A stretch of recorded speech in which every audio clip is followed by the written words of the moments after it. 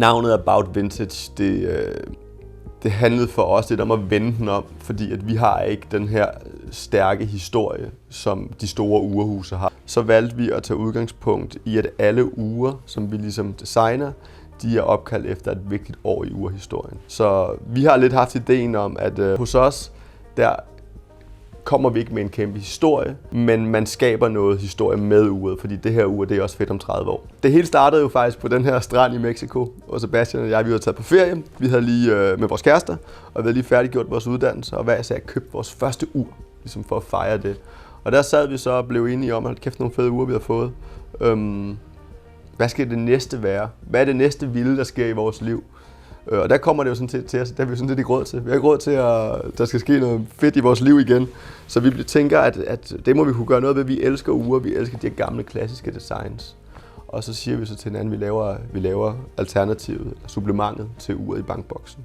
Og der får vi 300 ure hjem, og siden der er det gået rigtig stærkt. Og 300 ure var det dengang, og i dag er det vel plus 20.000 ure, vi regner med at sælge her i år over hele verden. For mig at være iværksætter betyder, at jeg har frihed. Jeg har frihed til at styre min dag. Jeg har frihed til at arbejde med de mennesker, jeg gerne vil arbejde med. Og jeg har frihed til ligesom at sige fra, hvis jeg har et behov for det. Og nok en af de mest motiverende ting for mig, når det handler om iværksætteri, det er, at jeg ved ikke. Selvom jeg har lagt alle mulige planer for det, så ved jeg ikke, hvor jeg er om 5 år.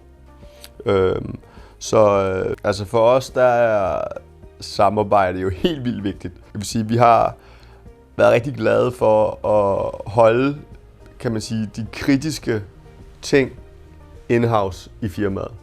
Men vi har også været rigtig glade for at outsource det, som ikke er kritisk. Og det er jo forsikring, det er revision, og der er jo opstået en hel masse samarbejder den vej rundt. Det, der var vigtigt for os, og også hos Grant Thornton, da vi startede vores samarbejde, det var, at vi kunne få en fast pris.